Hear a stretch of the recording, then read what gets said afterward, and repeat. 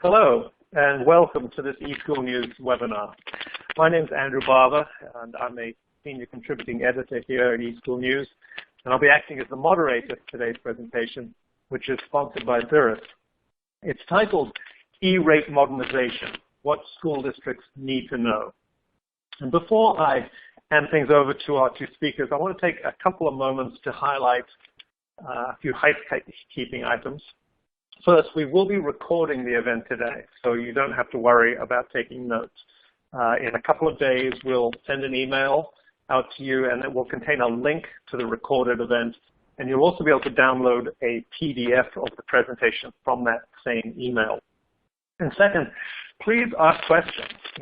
Don't feel as if you have to wait until the end. At any time during the presentation, if you have a question, just type it into the Q&A box on your console and hit the submit button.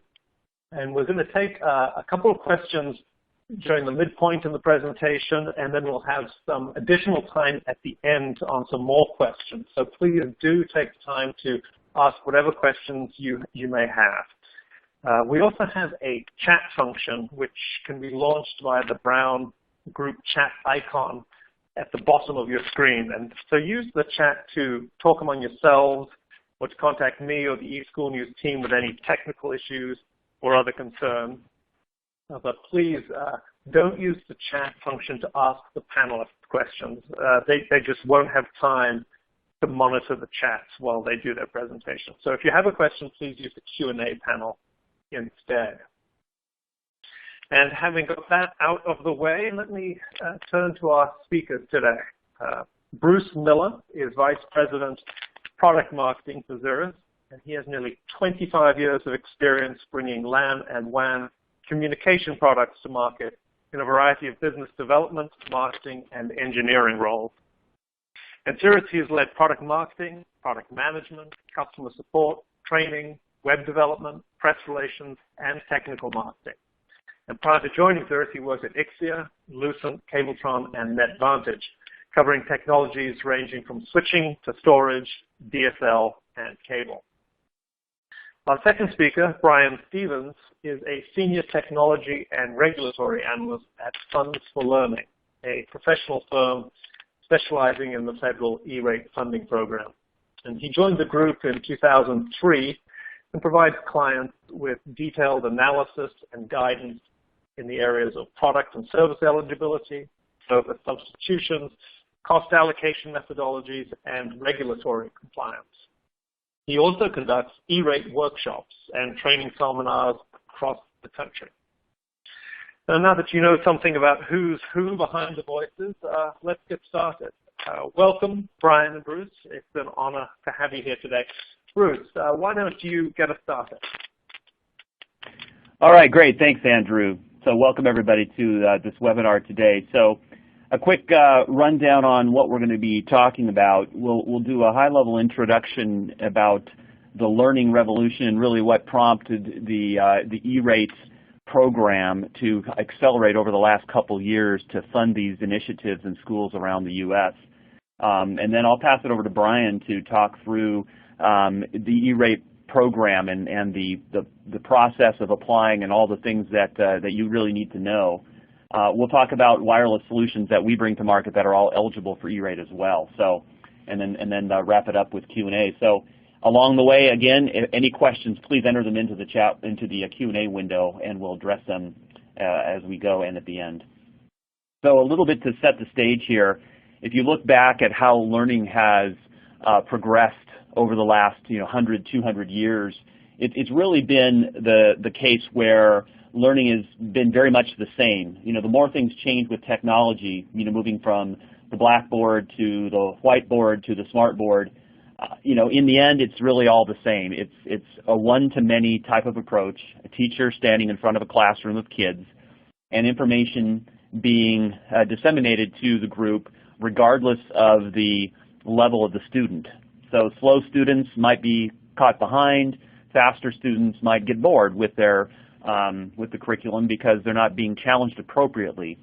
The primary thing that we're looking at with the latest technologies available to us over the internet, learning management systems, and different personalized learning tools is that we can outfit students with an individual device and customize the content of their learning to them.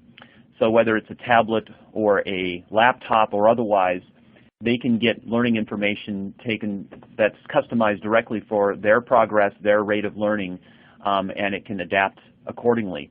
They can take tests through this kind of means and get much more immediate feedback than the more traditional textbook and whiteboard type of approach of a standard class. And so this is all great news for learning and great enablement for teachers in terms of what they're doing. The challenge is that there is a lot of technology under the hood to make these personalized learning systems happen. And as we've seen, they don't always work that well. So you need to have, first of all, the school online. It has to be connected to the internet, and you need to have access, which is typically Wi-Fi today, to all their devices so that you can execute these one-to-one programs or two-to-one programs so that you can support personalized learning initiatives. The technology has to just work, or it's not going to be accepted by the teachers.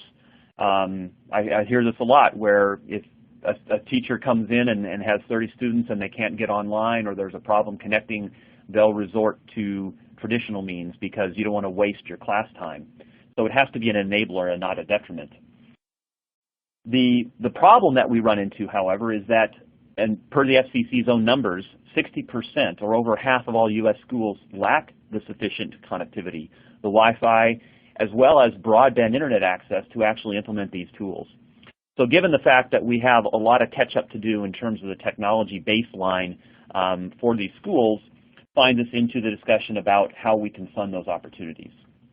So today we're going to talk about Erate and the program that allows this. And I wanted to run a couple polls here first before we kick off the discussion and see if you as a school or library has applied and received Erate funding in previous years. The program has been in operation for 19 years, so it's not a new program. It's just gone a lot of changes over the last couple of years.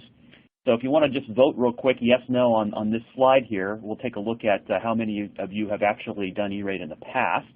And it may have been for Category 1, which is the broadband connections. So let's see what the results are. So a vast majority of you, so that's good to hear. Over 83% have actually applied in the past.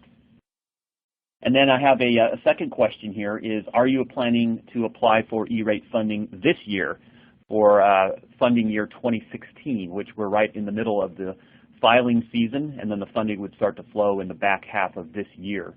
So if you want to answer this question as well, we'll get a sense of kind of who the audience is and how familiar you are with the process. But it sounds like a lot of you already have applied in the past and have received funding, maybe Category 1 and not Category 2 or otherwise. And it looks like this year, even a greater percentage are applying this year. So that's good. You're aware of the program, and we'll provide more details here on what to do and what your next steps might be for that. So with that, thank you for the feedback. With that, I'm going to pass it over to Brian Stevens from Funds for Learning to take us through the Erate program for 2016. Brian?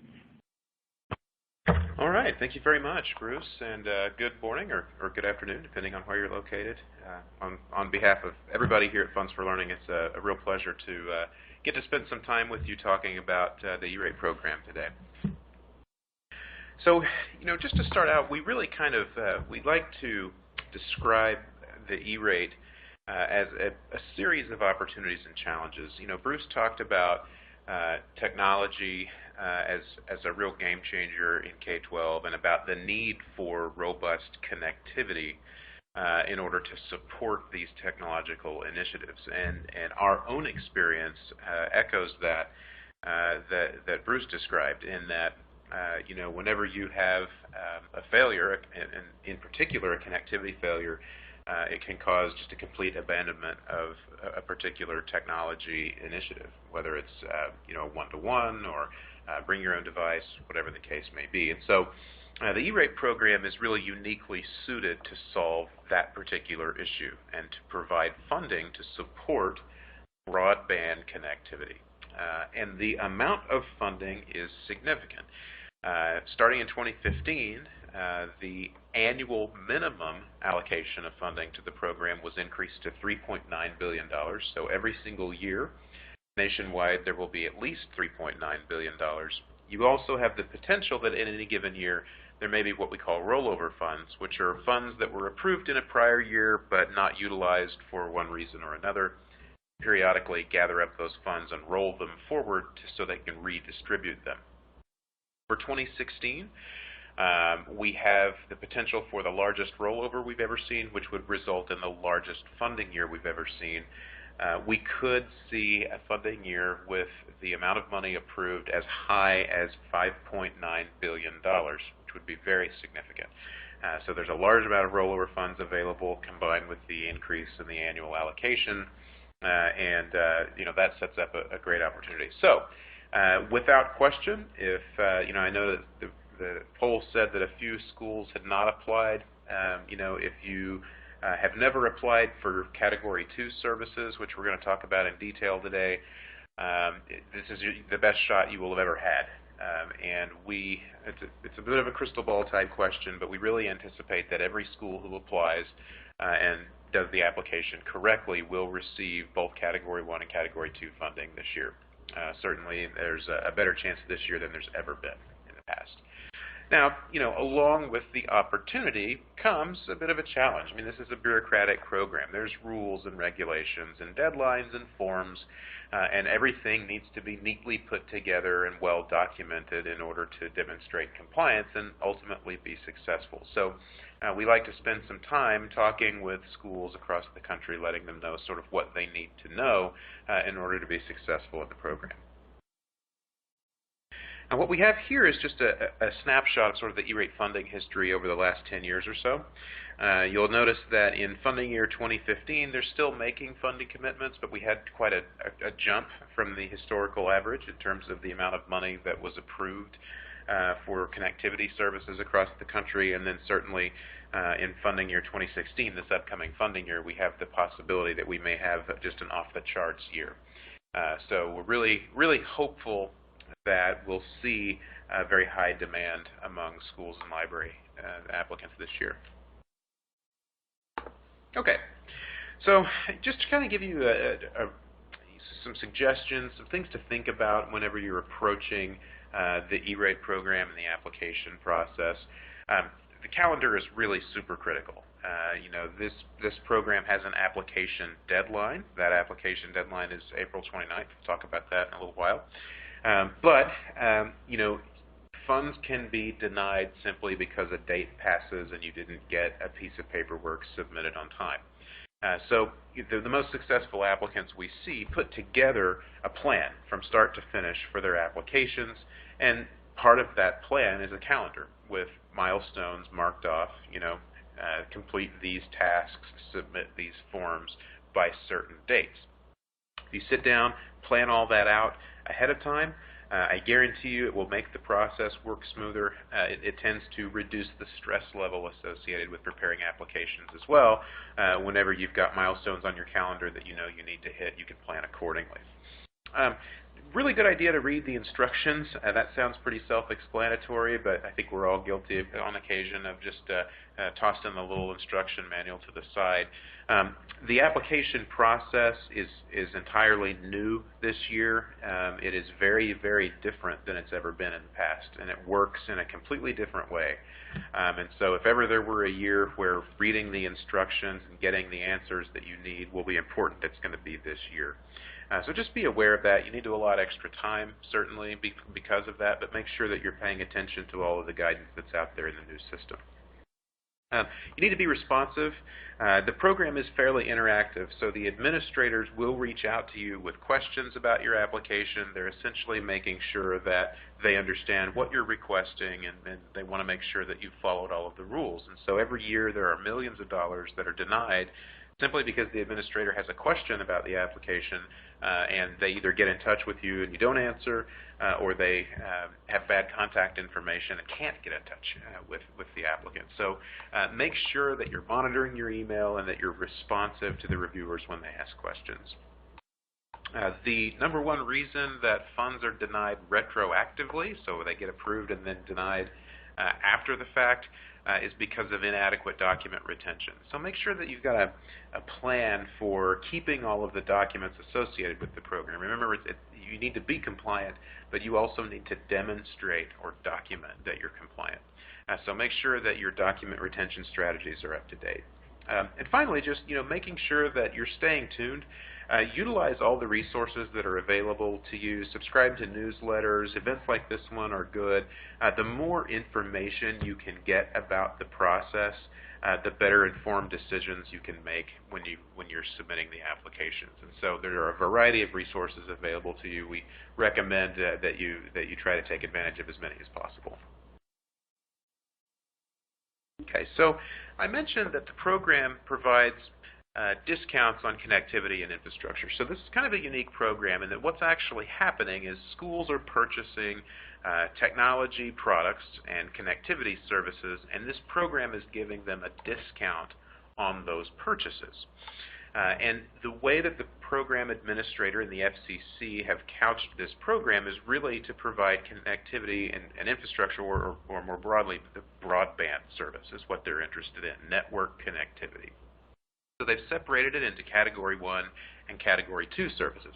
Category 1 services are our connectivity services that connect our buildings to the outside world. So that's things like your wide area network connections between buildings or your school's connection to the internet. Falls under Category 1, and then to a certain extent telephone service as well. Your phone lines all qualify for discounts in Category 1. Category 2 is where we buy equipment to pick up those Category 1 services and move them through the building into the individual classrooms and ultimately into the hands of a student or teacher. And so that's the local area network infrastructure in a building. We'll talk about the components that are eligible in Category 2. Now, the amount of discount that you will receive on your purchases depends on the percentage of students in your school or school district that qualify to participate in the National School Lunch Program. That's the free and reduced price student lunch program that's administered by the USDA. And it's basically used as a relative measure of poverty. So the higher level of poverty there is in a certain area, the higher discount it will receive on its eligible services and purchases of goods. So this is the matrix here. You can see in the left-hand column you've got the raw percentage of students that qualify for free lunches, and then you translate over depending on whether you're located in an urban or rural area and whether you're buying Category 1 or Category 2 services, the discount rate that you can qualify for. But it ranges anywhere from 20% to 90% depending on the service. So there can be very significant savings that can be realized with a successful E-rate application. Okay, so Category 2 services, what qualifies for funding? Well, really what we're talking about is the building blocks of the local area network infrastructure at a particular school site or library branch. And one of the primary things that the program funds is wireless connectivity. So we're talking about the purchase of wireless access points and controllers, as well as all of the software licensing that is required to make it work. The access point hardware itself is eligible. Controllers are eligible, whether they're premise-based controllers or virtual controllers or cloud controllers. That functionality does qualify for E-rate discounts. And in addition to your wireless infrastructure, they also pay for the switching and routing that you need on the network to make it function, as well as the structured cabling. So, the program really sort of pays for the end-to-end network infrastructure. So the access point and the cabling that runs back to the switch itself, the router that's sitting on that network, et cetera, et cetera. Now, they do pay for a few other functions like basic firewalls, WAN optimization or caching solutions that allow you to make more efficient use of constrained bandwidth connections, and a few other sort of minor types of hardware as well, UPSs and things. But primarily, what they're really focusing on is funding network infrastructure. Now, what's great about the E-rate program is that not only does it fund the purchase of all of these products, but it also funds all of the things that you need to get it up and running and operational. So the shipping fees, taxes, if you have to pay taxes, most of the fees and charges that are going to appear on bills, installation and configuration are eligible. So if you don't know how to set it up, you can contract with somebody to come out and install the equipment, make sure it's up and running and operational. So as long as there's an eligible function like wireless access, it's a complete end-to-end solution that the program can provide a discount on. Now, another option that you have, we talked about the types of products that are eligible in the internal connections category for purchase.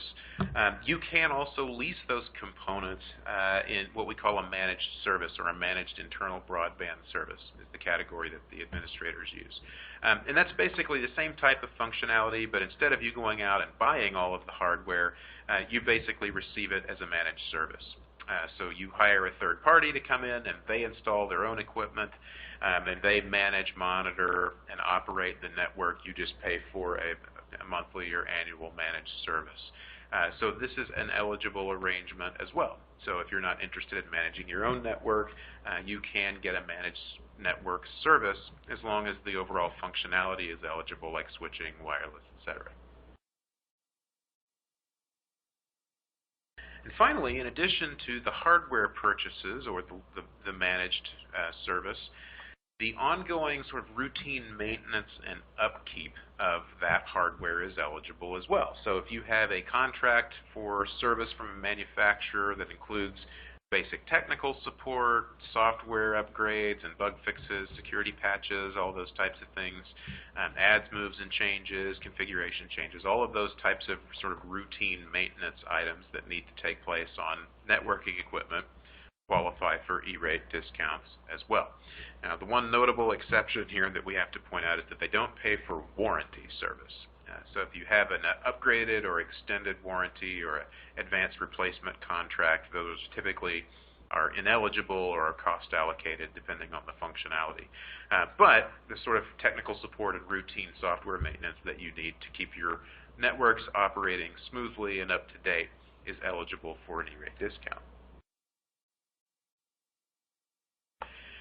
Now, a number of the folks that responded to the poll said that they had applied for funding in the past. So you may be aware that in prior years, back before 2015, there was actually no sort of spending limit that the program had. Schools could request as much money as they needed every single year as long as they could demonstrate that they had a need for it. And what that did was create a situation where the demand was just significantly higher than the amount of money that the program had to spend. And ultimately, the way the structure of the program was, it made it to where in funding years 2013 and 2014, there wasn't enough money to fund the purchase of any Category 2 products or services. So as a part of the E-rate reform, what the FCC did is said, you know, we're going to put in place a series of funding caps. They call them budgets, but what it is ultimately is a cap that basically limits the amount of money that any one school can receive over a 5-year period. And the idea there is by putting a maximum amount that each school can be approved for, it was going to more equitably distribute the available funding for Category 2. This is in lieu of the old 2 and 5 rule, if you remember that, these sort of funding caps. So basically what happens is they calculate an amount depending on the enrollment at your school, and then that's your cap amount. They will pay for discounts up to that amount in a 5-year period. So let's talk about how those are calculated. Basically what you're going to do is take a look at all your school sites, because they do this on a site-by-site basis, okay? And so let's say we've got an elementary school out here, and there are 300 kids enrolled in that elementary school. So you take the enrollment at the elementary school, multiply it by $150 per student, and what that gives you is what we call your pre-discount cap. So the enrollment times 150 equals the total purchase price that qualifies for an E-rate discount. Now, how much E-rate funding is that? Well, it depends on the school's discount rate. So if we say, all right, well, this is an 80% school, this elementary school we have out there, 80% of the $45,000 comes to $36,000. So what that means is that for an 80% site with 150 or with 300 kids enrolled, the program will pay $36,000 in discounts on up to $45,000 worth of hardware and software and maintenance services Category 2 purchases. Okay. Now these budgets are calculated annually. So if you have an increase in enrollment in that next year, you'll have an increase in your budget.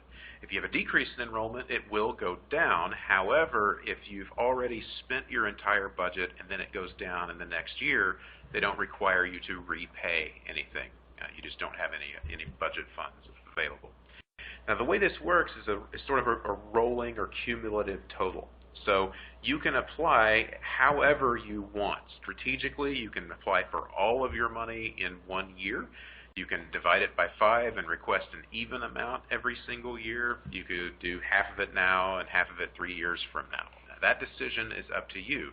But every time you have an approval of funding for Category 2 purchases, it adds to the running total, again, on a per-site basis. And then eventually, whenever you hit the cap, that's it for that particular site. No more funding until the 5 years rolls over again, and then you have your budget to spend again after the 5 years rolls past. So here's a couple more examples. The first one is the one we just did. 300 kids, $150 per student, it's an 80% discount rate. You need to determine whether or not your school applied for Category 2 in 2015, the current funding year, because if so, you need to deduct that from the cap that you have remaining. In our example here, this school didn't, so it has $36,000 in E-rate funds available to it over the next 5 years.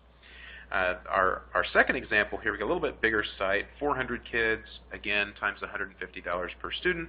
This is a 60% discount school, and they applied for $10,000 worth of E-rate funds in the current year, in 2015. So when you do the math that direction, it comes out that this school has $26,000 available to spend, in some capacity over the next 4 years.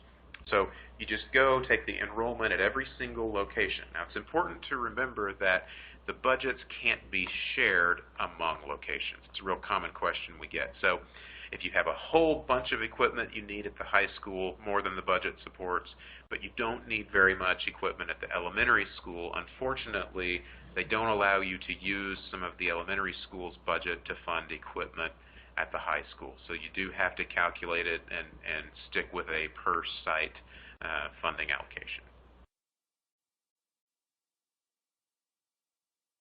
All right, kind of giving you just a roadmap for the process, and it's tough to do the entire E-rate process in half an hour, but just to kind of, if you're new to the program and never applied before, here's the basic steps.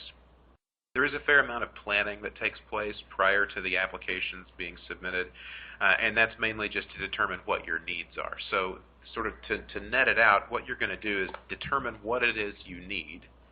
You're going to put that need out for bid. So you file a form and say, basically it's an E-rate RFP or a request for bids, and it just says, I'm a school, I need some new wireless equipment, please contact me to get me bids and proposals for what I need. Yeah, and so that's a required part of the process, is putting the projects out for bid. So you do some planning to determine what it is that you need.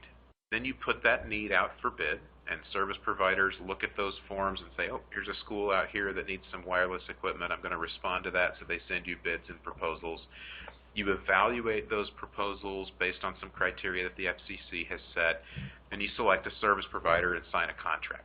So you decide what you need, you bid that need, you contract for that need, and then you submit an E-rate funding application for discounts on the purchases that you're going to make from that contract.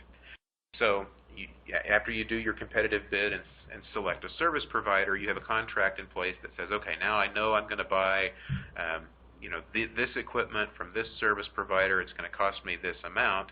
Now I can submit an E-rate funding application to ask for a discount on that purchase. So the application goes in, that application then gets reviewed by the administrator to make sure it is compliant with all the rules and has eligible services on it, etc. And then finally, the funding year begins and everything's in a row, you can make your purchases and then you file paperwork to actually get the cash disbursements of discounts due on those purchases. So that's the kind of basic process. And we are right in the middle of that process right now. So the application filing window is open. Now there's still time to do some of those earlier steps in the process. So you're by no means too late to get started if you haven't already. This is the time of the year when all the applications are being submitted. Now, if you're not familiar, the system that I alluded to earlier is called the Erate Productivity Center, or EPC, and it's a brand new sort of portal system that the program administrator has stood up for the submission of program forms and other program administration. So ultimately, their goal for this is for it to be sort of a one-stop shop. You log in there, and that's where you do all of your E-rate activities, from filing forms to requesting reimbursements to communicating with the administrator. It's all sort of done through this portal.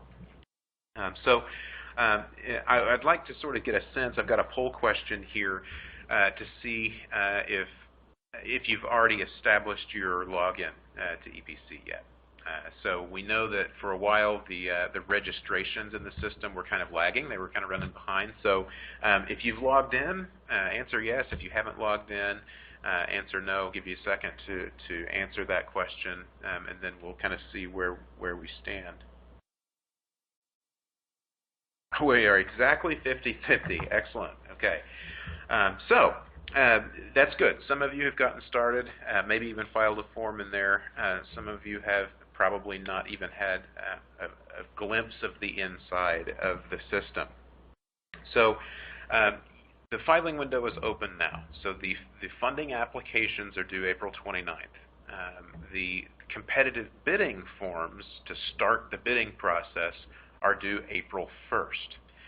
So you do have until April 1st to get started with this process, although we really suggest that you not wait quite that long, because that means you're going to have a real crunch time at the end right before the deadline. So you do have some time to get started, but you definitely need to be thinking along those lines. It's E-rate season now, so it's good to get started. So as far as what to do now, be thinking about what your needs are. If you haven't started the bidding process yet, you need to pull that together pretty quickly. Determine what your bandwidth needs are. Do you need to do infrastructure upgrades? Exactly what your eligible service needs are going to be for the upcoming year, so that you can start the bidding process. So you can file that form and let people know, let vendors know that you're interested in proposals for the work that needs to be done. And then for the 50% of you who answered that you haven't already logged in, it's going to be really important that you do that. At the very least, take some time this week to contact USAC and get your account set up. There's a 1-800 number on the screen there.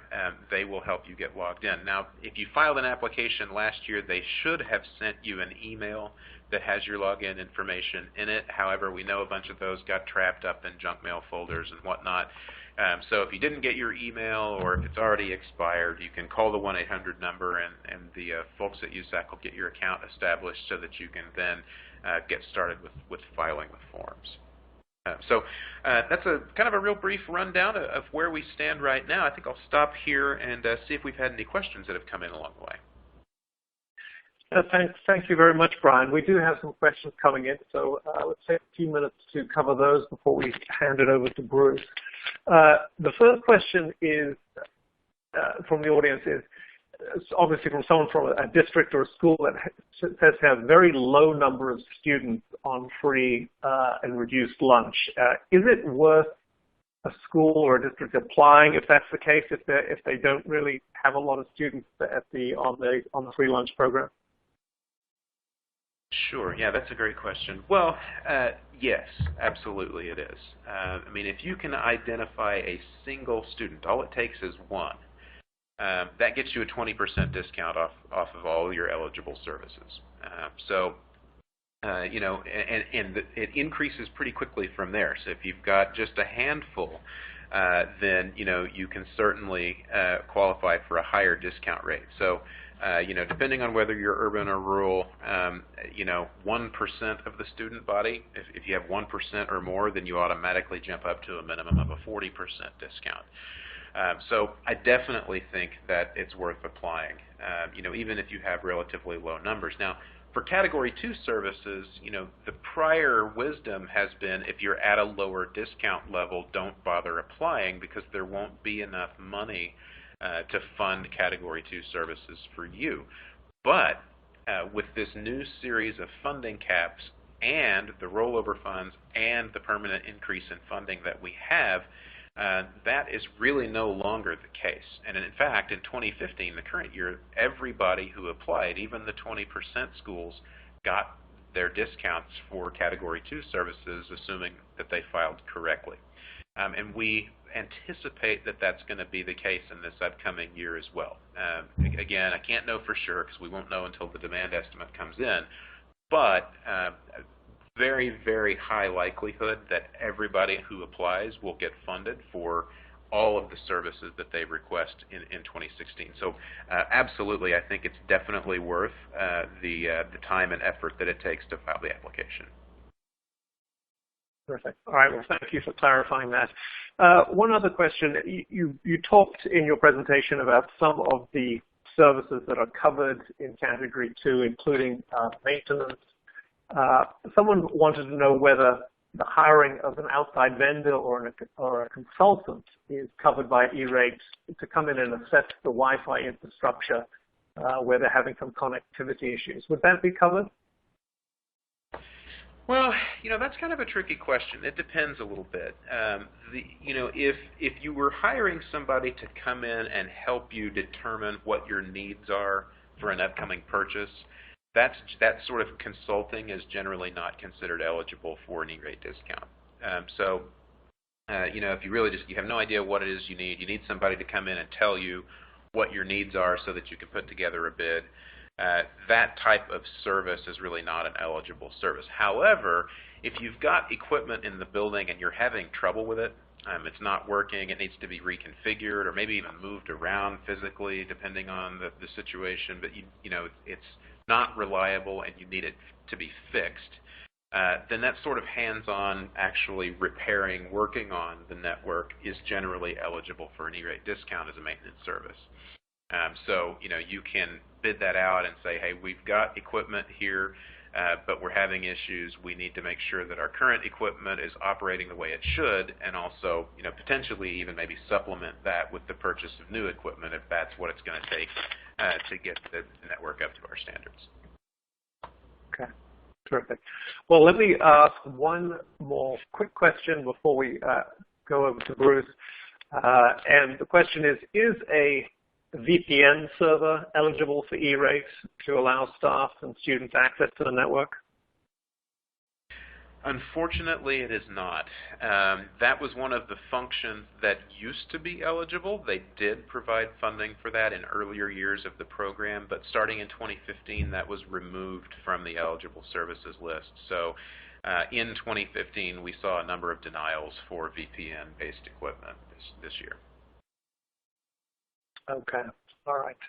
Well, then why don't we stop there and move over to Bruce. We have a lot more questions that have been asked, and we will try and get to them at the end, maybe 10 minutes at the end when we can go through the rest of the questions that have been asked. But in the meantime, I want to hand it over to Bruce.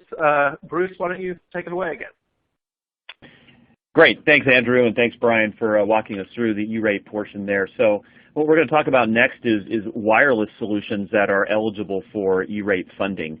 And as we talked about up front, 60%, so over half of all the schools in the U.S. do not have sufficient Wi-Fi. So this is one of the key things that the E-Rate modernization order and some of the changes that went into place in 2014 are really all about, is to get schools up to speed on Wi-Fi so that all of these great technologies can be used. So we're going to talk through this in the context of just how to solve a few challenges related to Wi-Fi. So why are 60% of networks not good enough? And I'm going to put them into these four categories that you can see here, but we'll talk through these and how these kind of solutions are solved with wireless that's really looking forward and looking at a 5-year plan that matches to the E-rate budget cycle.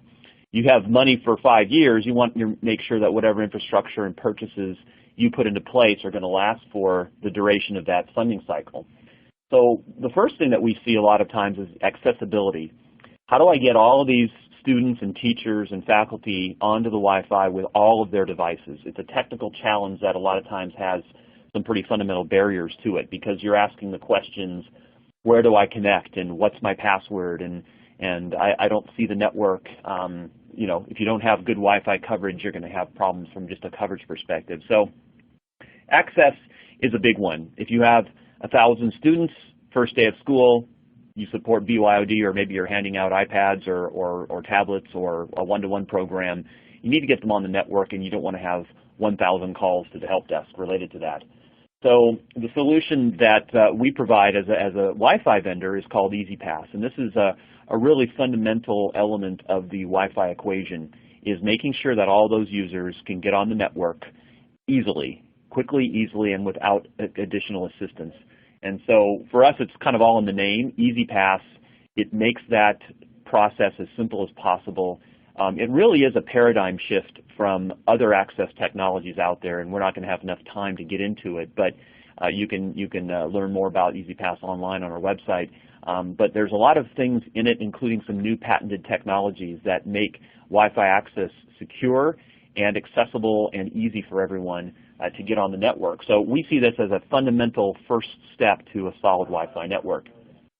The next challenge that we continue to see more and more of these days is related to what we'll call scalability.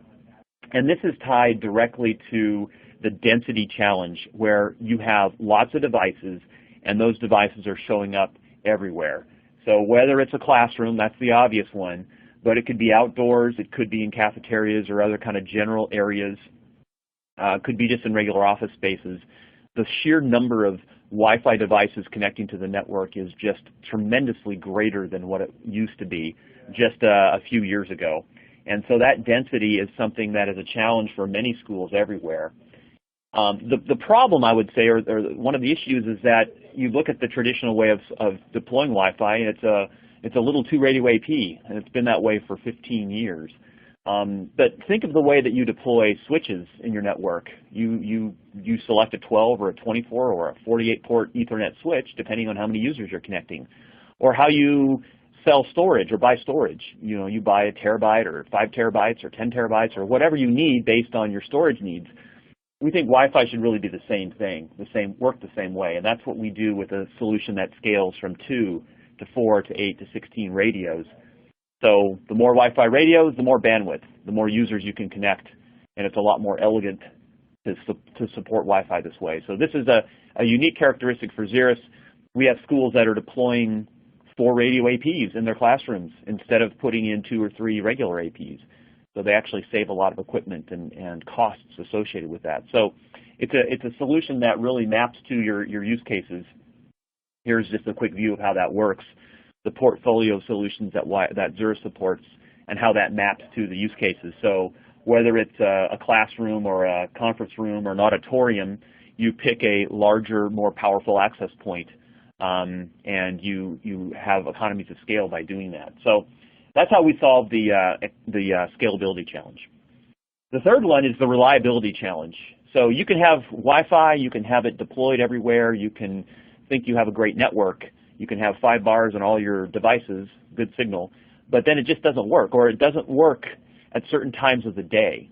And this is because, in many cases, Wi-Fi is shared among everybody. So if you have someone watching ESPN or Netflix or YouTube videos right next door to someone who's trying to connect to Outlook or Google Docs or Blackboard, they're going to be in conflict with each other. Video takes a lot of bandwidth, and we hear this all the time, that students watching video, if it's allowed on the network, can impede classroom learning. So you need to be able to have a way to take those applications that are recreational or optional or supported by your BYOD network. You need to take them out of the equation. And we do this with something called application control, where we can prioritize the important stuff and deprioritize or block the recreational or unimportant stuff. In the end, you may support BYOD, and that's great. students can get online or use their own devices for classwork. But you have to make sure that the good stuff, the Office applications or the file sharing applications or the learning systems that you have in place, the online testing, all of those things are working without a flaw, and you're not allowing BitTorrent or Netflix or something else to impede that. So the prioritization and the blocking of that is fundamental to reliable Wi-Fi. We do application control directly in the AP, 1,400 applications, so it's a very powerful system within our solution. The next challenge is what I'll call adaptability. So wireless and technology and devices and applications and all this great stuff we're talking about changes constantly. In fact, it changes even potentially daily. Think about the latest device that comes out, the latest Android or Apple device, and all of a sudden it's released, and the next day you could have those devices on your network. Or a new application gets released, and all of a sudden everybody's downloading it and they're using it on your network. So you don't know what's going on. You don't have control of what is happening on your network oftentimes, or what devices are connecting to it. And here's an example, just as an illustration of the iPhone and how it's morphed in 8 years, 16 times the performance on Wi-Fi. So the characteristics, the technical characteristics of the device are fundamentally changing. How do you keep up with that? And one of the things that we do is a solution where we can adapt the Wi-Fi. We can move from a fixed environment, like on the left, which is how traditional solutions are deployed, by having programmable radios. And so as the client base changes, as you see from the blue and the orange there, you can actually adapt the infrastructure. And this is how you actually adapt and scale that Wi-Fi network and move it to support your current mixture of devices. So bottom line, all of these things are really elements of how you scale that network and how you support a network that's adaptable to the future. And then with Xeris, it's a bottom line value. So all these things are ultimately in a package that is very, very cost effective and economical and designed to fit within the E-rate budgets and the 5-year cycle of the program. So we feel, and we've designed it specifically for K-12, that that's a very good fit. I'll talk a little bit about those solutions briefly here. For E-rate, what we support is a set of bundles which makes it really simple to order for E-rate. Everything is 100% eligible. You have a choice of 4 different APs in these bundles. There's a very low-cost kind of entry-level option, which is the best value. An all-purpose option, which 1 per classroom really covers a whole broad range of use cases. If you really want the latest, greatest technology, which is Wave 2, it's the latest Wi-Fi technology, you'll pay a little bit more, but it's the highest performance technology. It's going to last you the longest time frame. That's the XD2. And then you can see in your high-density scenarios, maybe your classrooms or maybe in auditoriums or other places, we have high-density access points, as we talked about before, that support that. We have both cloud or on-premise management, so the cloud system is very simple to use. No maintenance by you. You just bring it up, plug in your APs, and you're off and running very, very quickly. And then you can pick the term of that. So we put these bundles and packages together for E-rate. 1 item to order, very, very simple to progress through that. Just a couple examples of our customers. So if you do have interest in looking at our solutions for E-rate, I'm glad to take the phone call on that. Here's a couple examples of customers who have done that. We have thousands across the U.S., and many would be glad to get on the line and talk to you and give you an example of how it works for them. And so just to conclude here on this section, if you need more help or a follow-up, just contact us at erate@xeris.com. And I'll also point you to our website. We have a resource center where you can get step-by-step through the process with links to the website, the USAC website, where to apply, where to get some of the forms.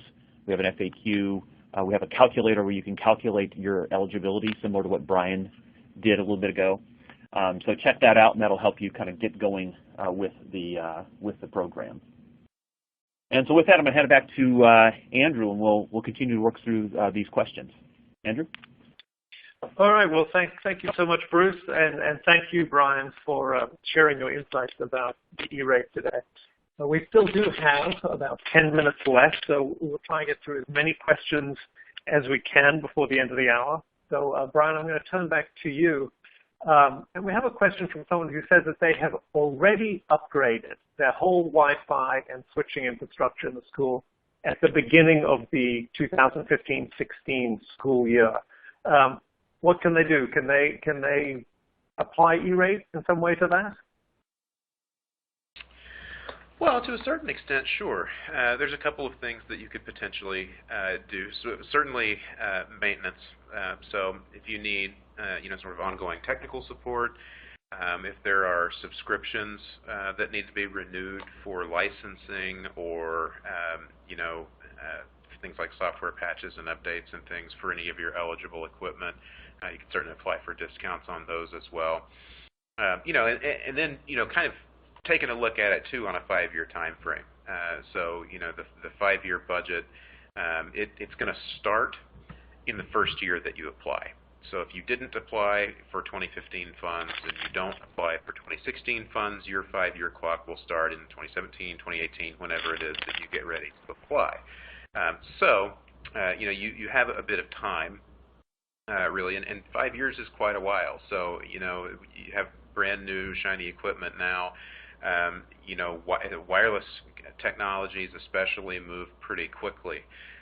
So who knows where we'll be 3 years, 4 years from now, potentially with some of the developments that we would see in terms of speed increases and density and things like that. So, the nice thing about the way that the program is structured right now is that if you actually, take a look at the total Category 2 budgets that all of the schools across the country would have, like the maximum total demand if everybody used their cap, and you take a look at the funding availability that we have, there's enough money to satisfy everything. There's less, new structure of the program, there's less, sort of urgency on applying in a certain year. You can really kind of look forward to doing some long-term planning and say, okay, strategically, maybe in that year, 2 or 3 years down the line is when we want to look at doing some mid-cycle refreshes or things like that. All right, well, thank you for clarifying that. Another question on calculating the E-Rate funds that are available. Someone had a question about that. They are installing a wireless controller that will serve several schools. So do you average the discount rates of each school to determine the funding amount, or what do you do? That's an excellent question. So what you'll actually do is you can list on the E-Rate application which school locations will be served by that controller. So every school where you've got an access point that's connected to that controller, you would put that school on that line associated with the purchase of that controller. So you list all the schools out that are being served, and then it just asks you to allocate the cost of the controller across the budgets of the schools that you check off. So let's say you've got an elementary school, middle school, and a high school, and it's controlling access points at all 3 locations. The strategy that you use is up to you. You can divide the cost evenly and give each side an even portion of the cost of the controller. You can do it proportionally, maybe by student enrollment. So 500 kids at the high school, 300 at the elementary school. You split it based on the proportion of total enrollment at each location. Or you can use kind of a custom method. In the case of a wireless controller, it may make more sense to allocate it based on the number of access points at each location. Any of those strategies are okay. The requirement is just that you list all the sites that are being served, and then you split the cost of that device across the budgets of those sites that are being served. Okay. All right, and now we'll turn to a question from someone who's at an independent school who's wondering how they calculate their E-rate. And had a question of, do they use the county that they're in rates that are students that are on free and reduced lunches, or their own rate? How does an independent school handle all of that? Mm-hmm. Yeah, it would be based on the enrollment at your particular school. So you would take your school's total enrollment, and then of that enrollment, what percentage of the students, or how many of the students qualify for free and reduced price lunches in your particular school.